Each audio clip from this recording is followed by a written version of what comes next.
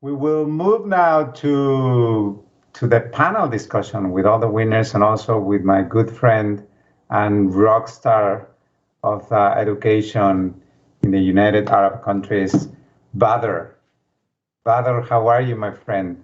Rudy, it's so good to see you and everyone else. So we've seen quite interesting selection of product this year.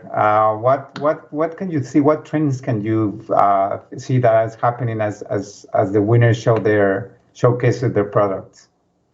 First of all, I congratulate you for moderating that and thank you for an awesome moderation experience. I'd like to congratulate the winners. Honestly, it was very impressive, very diverse set of solutions that target various needs and wants of the society. I saw some common trends between them. There's lots of focus on community. There's lots of focus on underserved markets.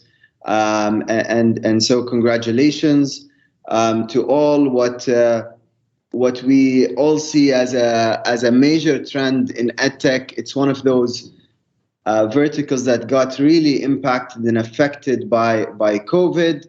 I mean, if you just look at the size of the market itself, it has nearly doubled from what was projected pre-COVID. So now we're talking about almost $1 trillion market size for the online learning by 2027.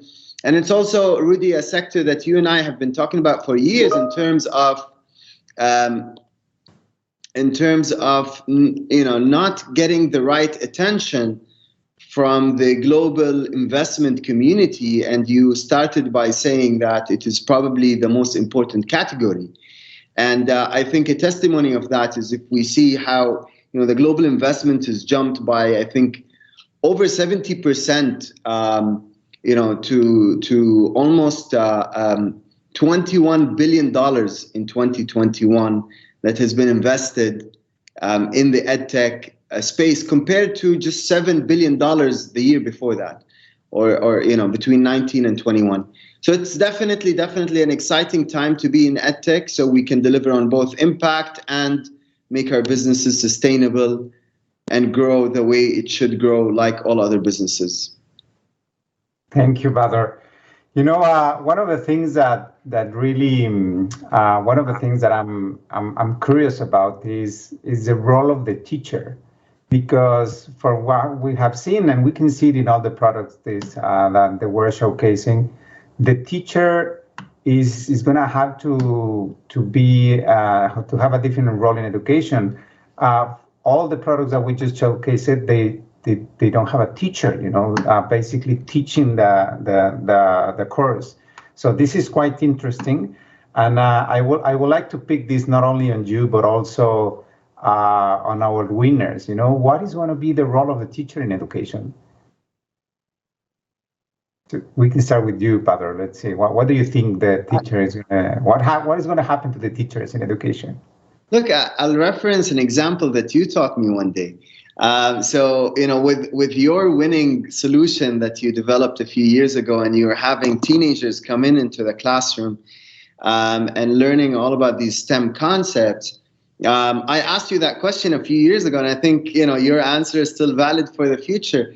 I think the role of the teacher is to facilitate and to support and to nurture children while, you let the content be run by content producers, and you let the technology do its thing, while the teachers facilitate things that are more on a human level. So as much as we say, this is my personal belief, as much as we say, you see, the brain of a human is made up of cognitive, social, emotional, language, and motor development. The social emotional bit, as much as we try to computerize that, or we try to make that in a system, I still think humans are smarter and can pick up on a lot of things that computers can't. So I think the role of the teacher would be to promote a social emotional development. But then the beauty about that is that it connects to all the other parts of the developing brain. So it goes hand in hand. And I think You mentioned a few times, and some of the amazing startups today, or the solutions, mentioned community. I think the role of community is empowered and nurtured and cultivated by the teachers, where they can facilitate a lot of the discussions, can facilitate a lot of the community aspect, which is important. Because yes, we do want kids and students and lifelong learners that are very cognitively developed, but at the same time, we want them to connect with others and learn how to work with each other, learn empathy. And I find it difficult to expect the computers to teach empathy. Yeah, I totally agree with you. And let's see, we have all this, we have all our experts. So maybe I will just pick one. Gabor, what do you think about the role of the teacher? Especially you have a product that you're curating. Basically, are there going to be curators, or what is going to be the role in education in the next years? I think you're in mute, or can we hear Gabor? Yeah, it's cool. So actually, in our case, on Skillio, everybody can be a student and a teacher at the same time, and I think this is a kind of a great manifesto what is happening right now in the digital educational environments. That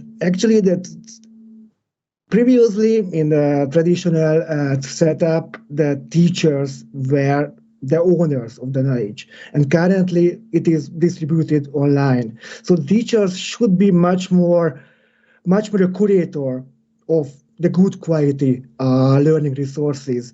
And actually, in the next step, I think the mentorship and coaching is much more important in our times than it was decades ago.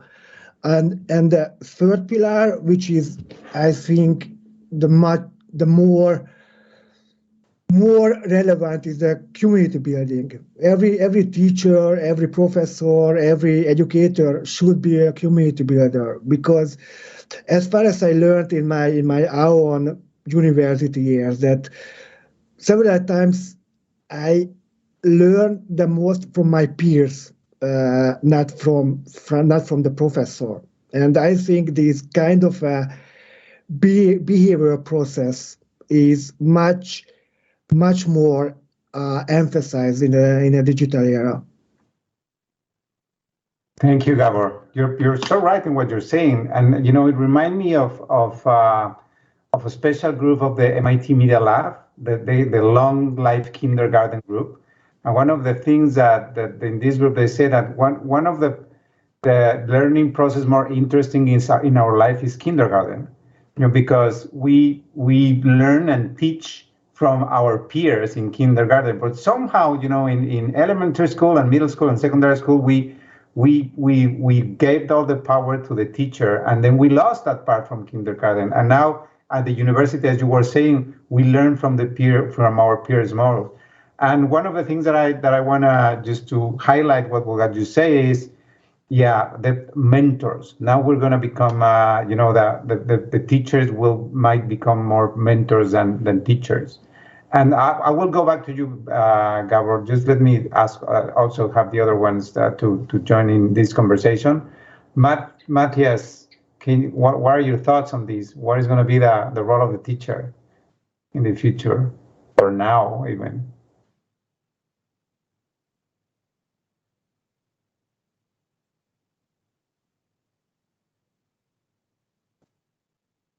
Sorry.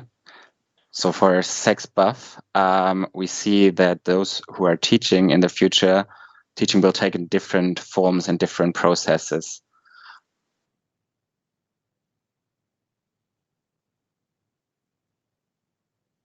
It's already a lot has shifted online right now, and it's not always on the side. And also the group, the community, the methods. The methods and didactics of that need to be internalized really. now we see we've adapted it more and more also to our target group of the deaf people, but I think that will also take place for hearing. And the third, I think, yes, in the future there will be much more online teaching. So like this emotional part needs to be taken care of by the teachers. So we've seen in Corona that the emotional well-being of learners has decreased because they were not as inclusive anymore, and like certain methods could not be used that really focus on the person. So really, methods and didactics need to be in line with whether you're teaching online or offline, and that will be a responsibility of the teacher to know that. Wow, thank you so much. This is another issue that you're right. Corona brought a spotlight on the emotional part, and for what we have seen here in Mexico, one of the things that is happening is that parents are giving more work to the schools when it comes to the emotional work, which is interesting because this is something that we might need to see in the future, as you were saying, for the teachers to become more emotional wise, and this is also another trend that is quite interesting. Let's see, Pichak, did I say it right, Pichak? Yeah. Okay. Yeah. So Pichak, what is your take? You're automating things. You're basically working with our teachers. Yes. So the role of the teacher has become even more enhanced. For example, now the teacher is not only the creator, the teacher is becoming one of the prime among the peers. So in this learning system, the teacher is not only the creator, but is also the integrator of a number of creators. Secondly, the teacher enhances and instigates collaboration. So through these digital means, other than just one-sided delivery and listening in a class, this is a continuous process. Me being a teacher who's now doing all this myself as well, you are continuously interacting with the students, the peer groups, and things like that. The second is that you are now identifying creativity, nurturing creativity.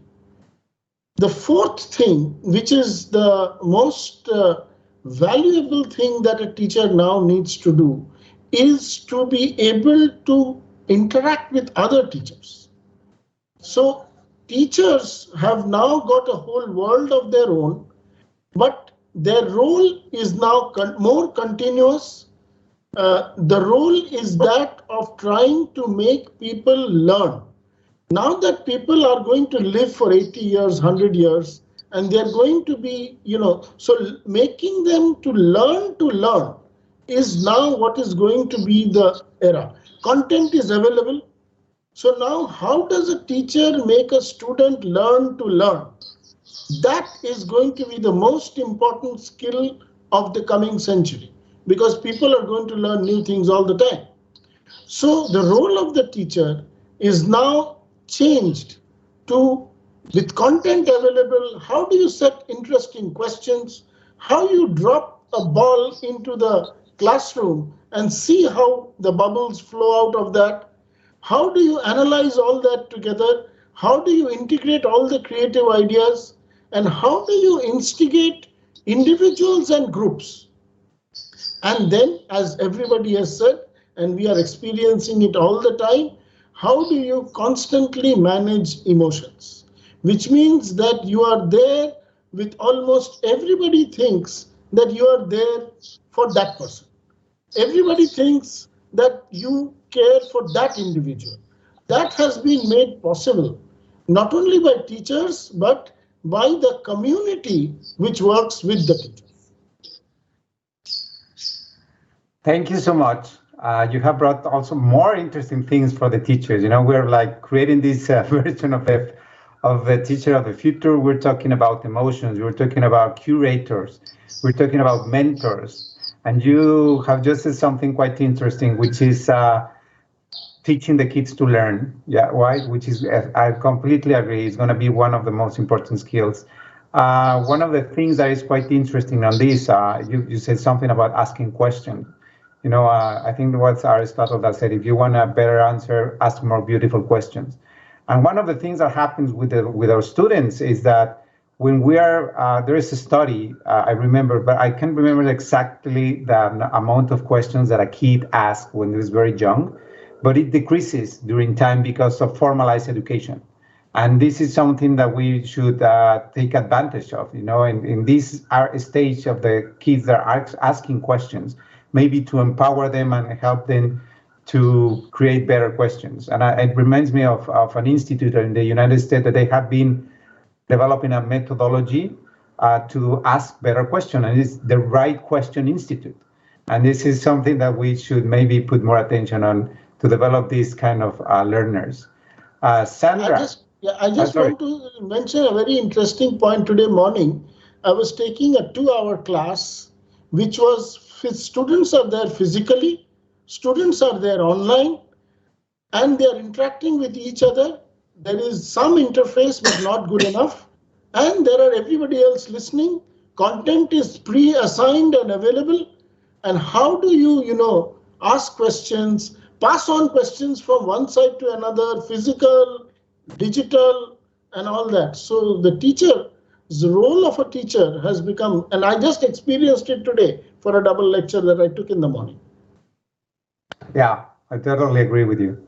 Thank you for sharing this. And Sandra, yep. What do you think about the future of the teacher? There's so many things that are happening right now that we just discussed are quite interesting. So now that you have heard all these people talking about teachers, what do you think? I think that it doesn't matter that we're all creating like a standalone platforms where kids can find everything in our platforms, but the teacher's role is very important as we can engage kids and we can be, as I mentioned before, be nearby and support them. We even have created a platform for separately from Angis. It's a platform for teachers, so we can look to their kids. We can follow the progress. We can answer the question for kids, and they can support them. So I think that it's for the teenagers, it's more important to be acknowledged by the peers, but the teachers are playing a really important role in their lives also, as we are spending a lot of time with them.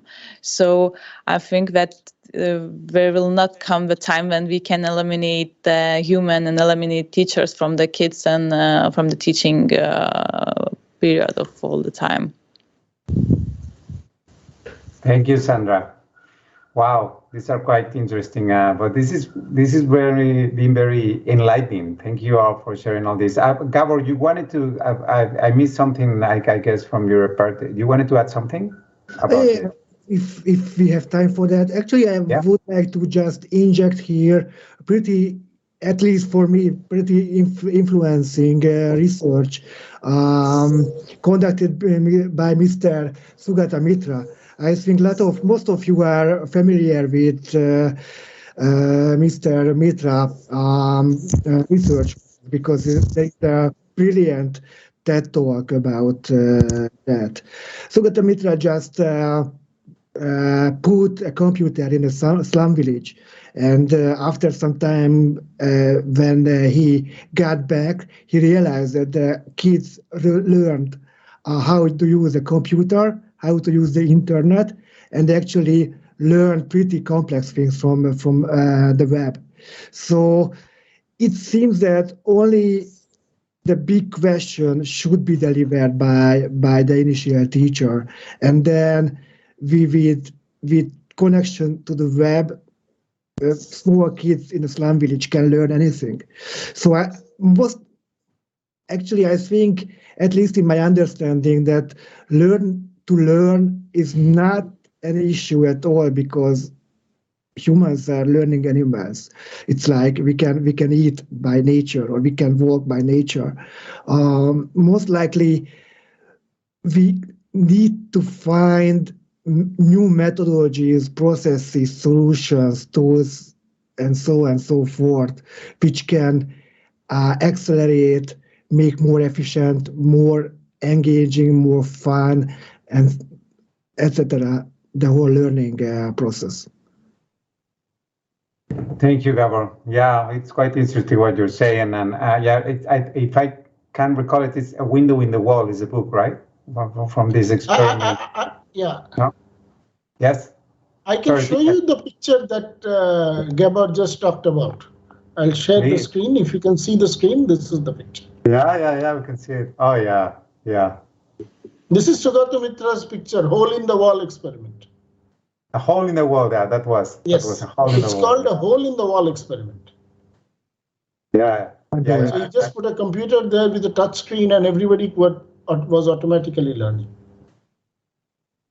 Yeah, if the audience hasn't seen the tech talk or the book, because there's a book about it, it's an amazing content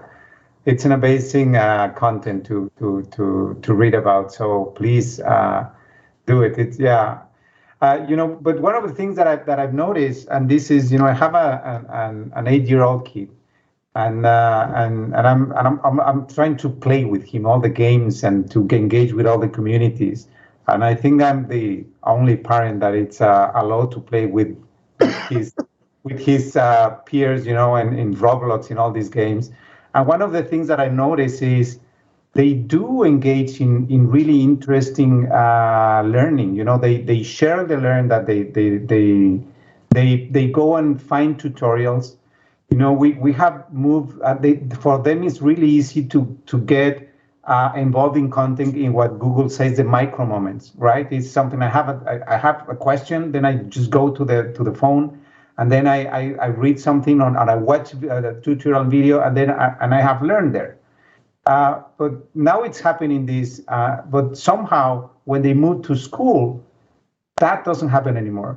Something is happening between life and school, that schools are not allowing us to perform this kind of activities.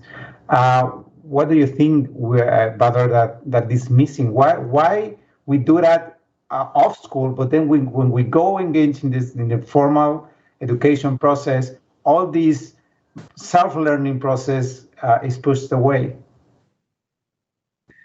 That's a very interesting question, Rudy. I think the big question is, can and we're seeing testimony of that is like, can kids learn by playing and exploring? And again, you mentioned the kindergarten, long life kindergarten. I think that whole concept of being able to just play, spend time, explore things, your curiosity, and following that, collaborating with others, whether it's friends, peers, colleagues, and just exploring and finding answers, versus the official education systems where they were designed, in my view, for a different era.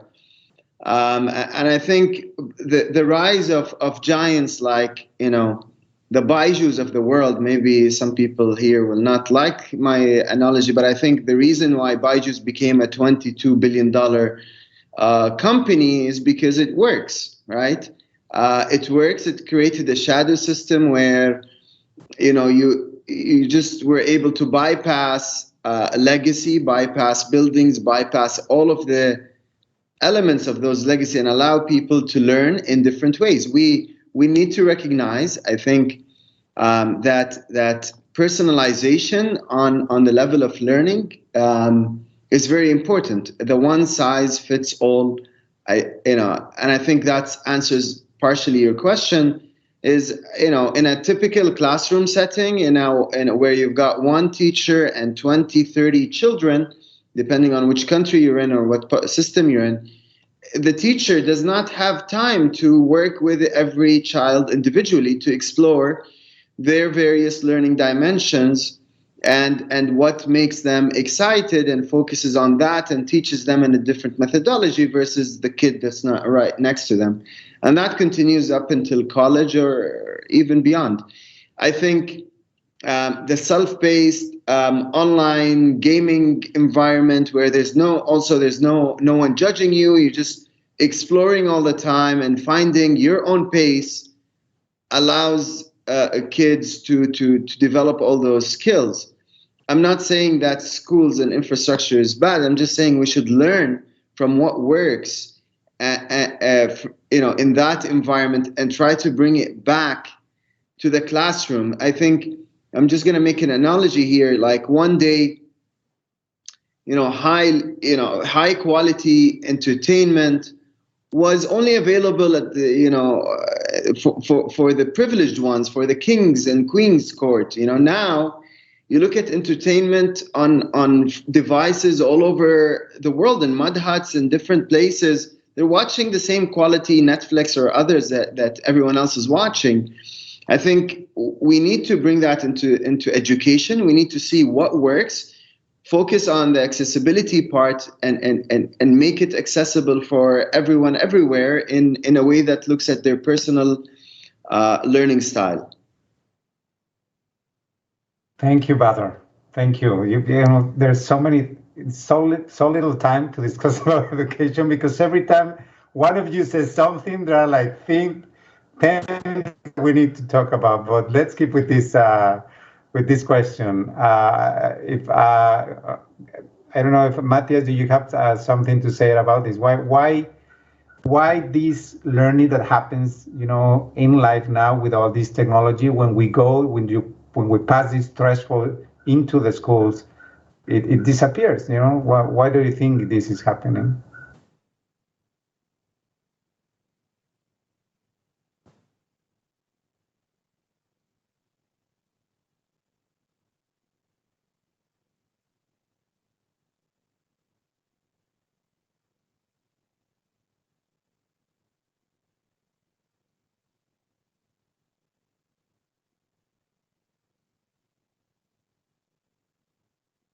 Sorry.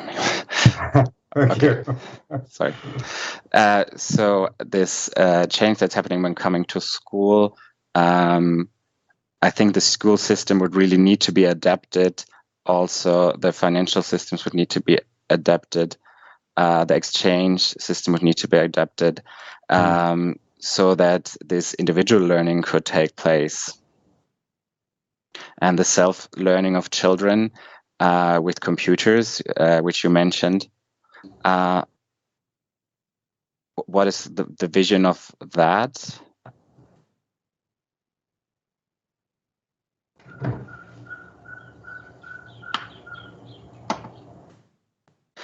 I think I think just the self-learning cannot be the vision. We need to connect this creativity, this automatic learning with school and those systems.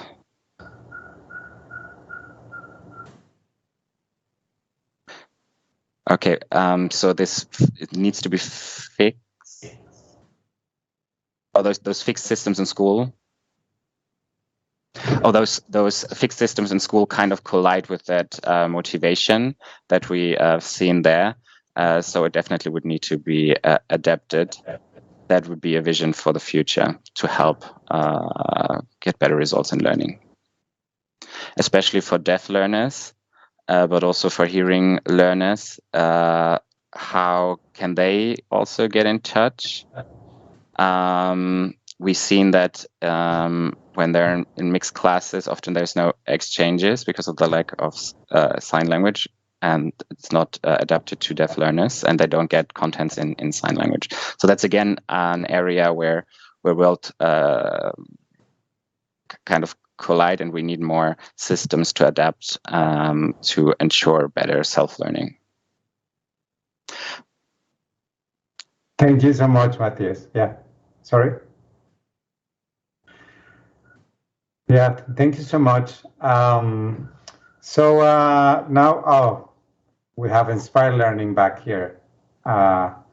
Sam, Sam, you haven't participated. So what do you think? Did you catch the question? We were talking about how now kids, when they have access to the internet, they're learning by themselves. They talk, they help each other. They go and find tutorials when they have questions.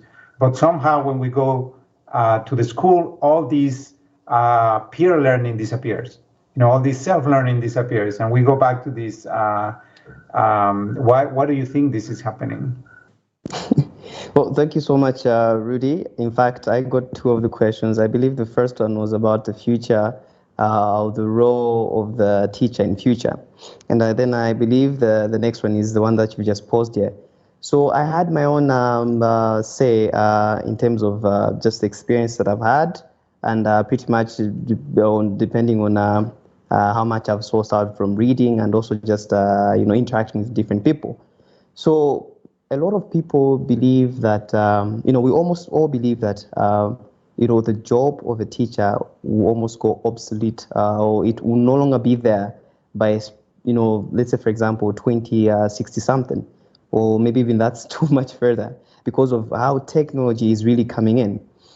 But when you look at it, coming to your second question, when you look at it, you find out that no matter how deeply immersed we can be in technology or in all the productive ways of learning online, using whatever interactive tools that we may have, a teacher is still that godfather or the guiding tool and mentor that can be able to facilitate and coordinate that skill transfer, the knowledge transfer itself.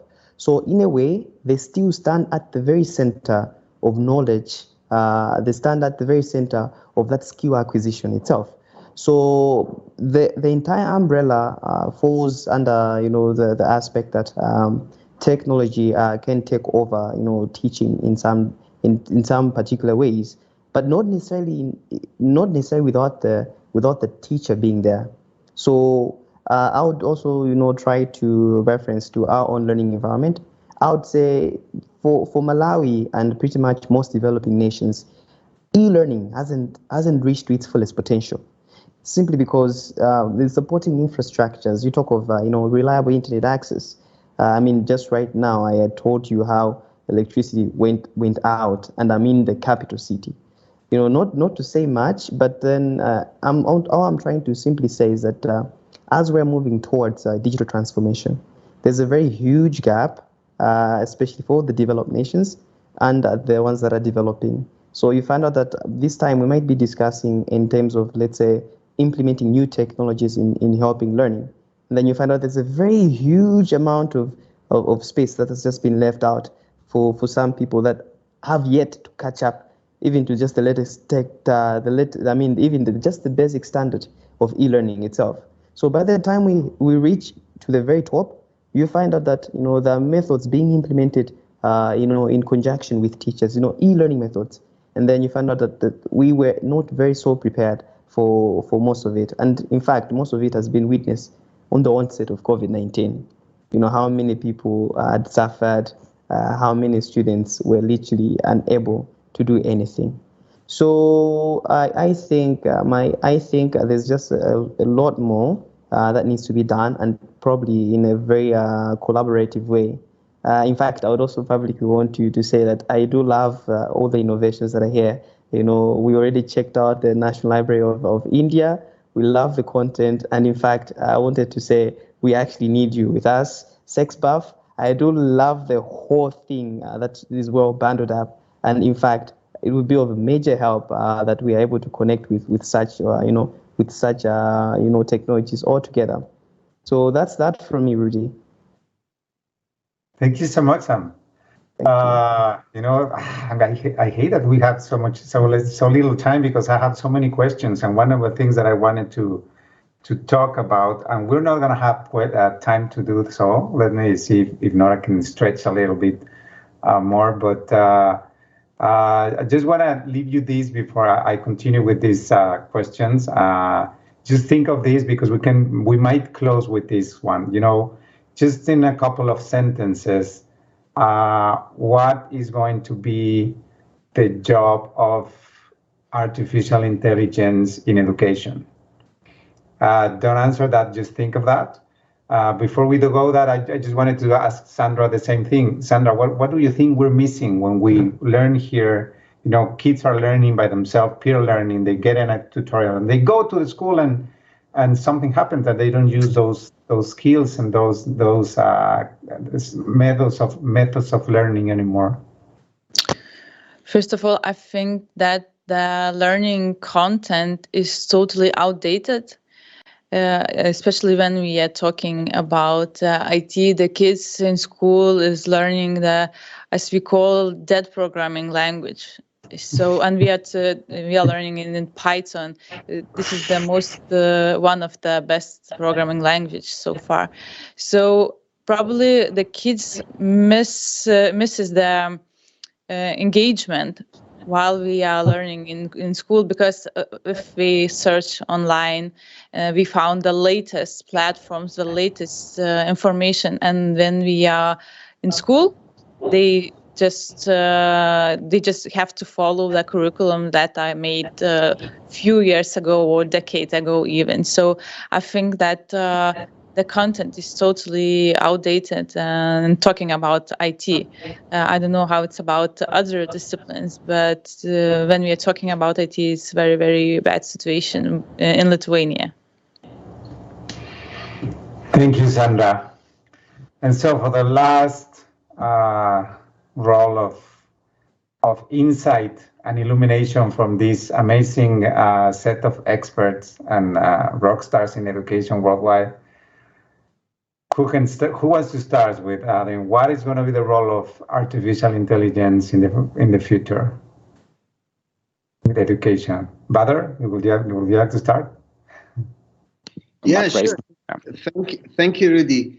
I honestly, although we work a lot in AI, but I don't like to call it that, because the data scientists keep reminding us that sometimes you don't need to use an actual algorithm to achieve what you want. But I'll tell you in general what I think, or what I hope the role of a deep tech and AI and machine learning would be in ed tech or in learning. I hope that it can help us take the best curriculum of whatever we're trying to teach. In our case, it's early childhood development. Bring the best and most effective methods and deliver that in the most engaging and interactive experience, which the student loves. And then personalize that to every child or every student's unique learning style and preference, while giving real-time and user-friendly reporting for caregivers and colleagues and the community, all combined into a single place. That's what I hope machines can help us do. And I think they can by applying the knowledge that the teacher has. We bring all that, we apply it using the human in the loop methodology, and we can eventually teach the computers and make that affordable. At the end of the day, we all know that superior educational methods have existed and curriculums for a very long time, but they were only accessible, in my view, to the global elite or the privileged. I think AI and machine learning and others can help us to decompose everything that I described and repackage it and be able to send it to children around the world in a much more affordable way. And I hope that happens. Thank you, Badr. I think with all these amazing people, it's going to happen. So let's go. Let's take on this with Matthias. Matthias. Yeah, Matt raised his hand before, but I was late interpreting. Sorry. Okay, sorry. So the person before said something that we need to have this, the person in the loop. Oh, sorry. Sorry. I don't know why though, but sorry, Matt, can you start again? The person who spoke before said what that they said, that's all good, yes, but we need to be careful with one thing: AI and the loop. Who puts the data there?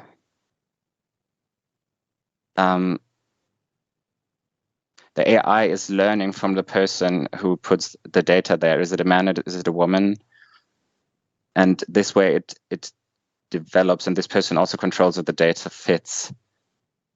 And so we need to, sorry.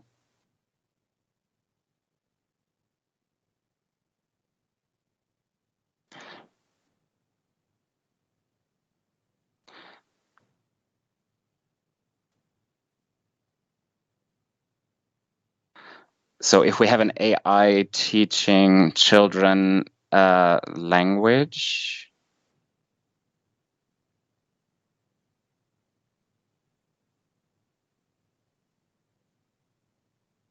oh, so up until now, of course, you have like adults teaching children, and that's also how they develop language. If now you have artificial systems that will be used to teach children, children will also learn from those systems, and this lacks, of course, certain aspects like mimics and personal interaction.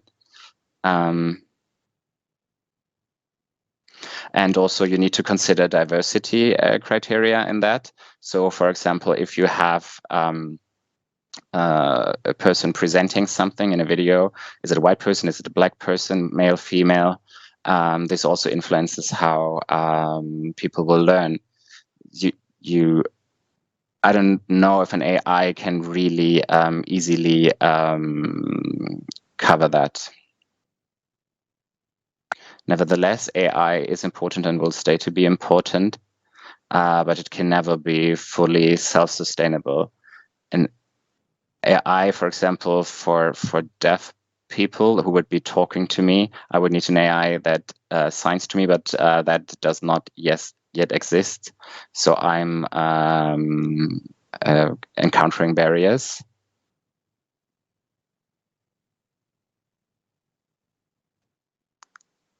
So this is, again, a part of that. Is education accessible to an elite only, or also to other groups which are not served as much as some groups are so far? Thank you so much, Matt. What's a great insights on what you're saying. And yeah, bias is one of the things that we need to put a lot of attention when it comes to AI. I totally agree with you. And just before moving to the next expert, I just want to say, Andreas, I'm pretty impressed how you are translating from sign language, Austrian Sign Language, to English in real time. This is something that maybe AI will do great sometimes. So thank you so much for doing this. It's amazing. Yes. So, and also let me maybe add me now as a person, Andreas. Yeah. I'm not a certified interpreter. So what I'm doing here is communication assistance. So that's why you see it's maybe not also fluent, and I have to like ask back and forth. Just for you to know, I'm not trying to pose as an interpreter. It was an amazing job. Thank you so much for doing this. So Sandra, AI. What's your take on the future in education and AI? As already mentioned before, probably this will help kids to get really personalized info. We need it very much.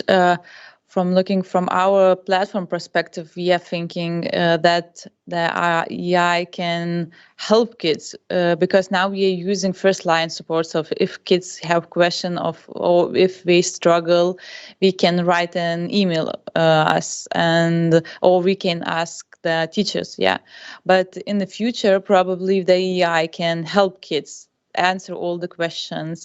They can help them if they are stuck in somewhere in some more level or some task. So probably this will definitely level up the education and level up the answering the kids' questions regarding what we really need.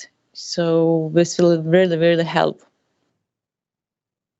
Thank you so much, Sandra. Yeah, personalization, as Badr also mentioned, is something that we could leverage on AI, and it's going to be quite interesting.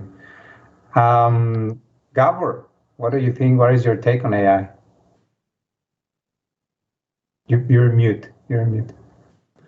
Yeah, actually, I think it's a pretty complex questions. In my understanding, to give a great answer, we need to break down the education in terms of user groups, for instance, K-12, college, high school, and the process of learning something, from getting the knowledge, repeating, understanding, and actually test and assignments. and so on and so forth. And just give an example from the Skillio perspective, that we have a specification for a future development where the algorithms based on pretty simple machine learning can highlight and annotate the most important insightful sentences from a given article. So actually, it can be pretty great to learn more in a more efficient way. And the other side of the coin, if we look a little bit into the near future, I am a kind of a technology optimistic type of guy, and I think the AI and the robots will be able to learn anything from us. Actually, even soft skills, empathy, creativity.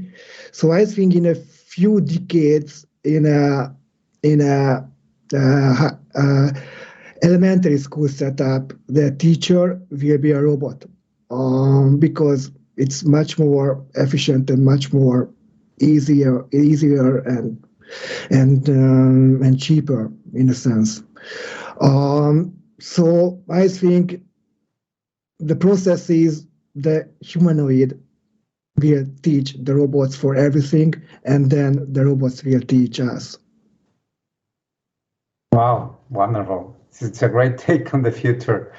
Yeah, I was just remembering that I just read. I don't know if you have guys read the 2041 AI book, which is an amazing. It's what is going to be happening with all technologies AI in the 2041, and it has a very interesting approach on education. So and it talks about personalized AI assistants for the kids, which is somehow something similar what you are forecasting, Gabor. Thank you for your take. And so we have two more, and then I mean, we could have. I think in education you can go forever, right? But unfortunately, we have 8 more categories to go in WSA, so we need to. So 2 more. Pichak, what is your take on AI? Right. So, I agree with Badr. First is that it is going to democratize education.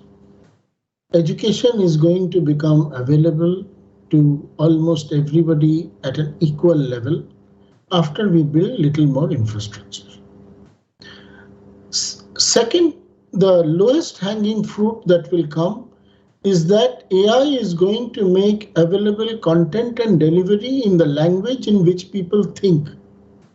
Whether it is your own native language, so the language in which you naturally think and communicate is the language in which you are going to get material from anywhere else in the world. As if I am talking to you in my native language, Bangla, and Rudy, you're listening to it in Mexican, and you're speaking to me in Mexican, and I'm hearing it in Bangla real time. So this is what is going to happen. So that is going to be transformational. That is going to be the most important and transformational thing. The third thing that is going to happen is that AI is not the computer and the tablet and the phone is a restriction for AI. It is actually limiting AI. AI will be with the student and the kid or the lifelong learner as and when he or she talks, walks, communicating with that person. This looking at the screen and asking questions is not what AI is going to be in the future. AI instruments, AI connectivity is going to change dramatically. Therefore, when I'm walking in nature, a student is looking at leaves, asking questions, etc., etc., AI assistance with human in the loop will support. The problem that will occur is whether the human being's cognitive skills will improve or reduce. We have forgotten tables, we have forgotten calculation, we have forgotten integration, we have forgotten mathematics, because everything is available through AI. So will a human being's innate ability to power their brain more effectively come up more with deeper thoughts? Because it is only when you struggle to think that you really learn a lot. So will AI enable that or disable that? So that is where responsible AI for learning is going to become an important research area. These are my thoughts. Thank you. Thank you so much, Patrick. They were very precise and quite interesting. Thank you.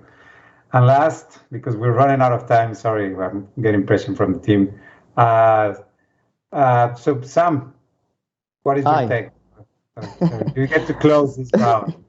Yes, let me just quickly just say it. I just love how the previous speaker was actually highlighting on the basis that as AI advances in our in our fields, especially education, there's a high chance that human cognitive skills will also be reducing. For example, when you look at it, ever since the invention of the calculator, we have slowly been been lazy in trying to do some basic or even specific calculations ourselves.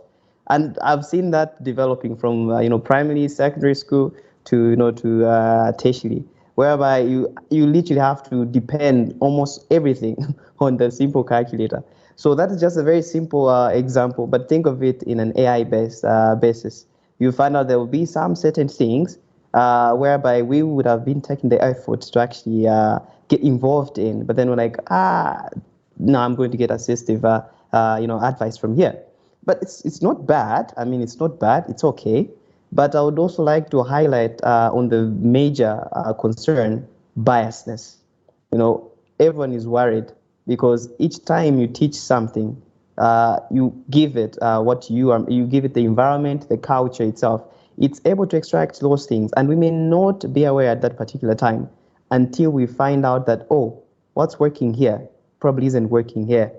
Okay, so for example, you find out that let's say for example in India, and models that are developed, artificial intelligent models developed to teach in India or to do the learning in India may not work so well for those, let's say, in Zimbabwe, simply because we share different cultures, personalities, and the environments. So I believe when it comes to AI, in as much as it will play a very important role, we still have to look at it in terms of how do we apply it in ethical ways, and not having to completely change the whole table in education itself.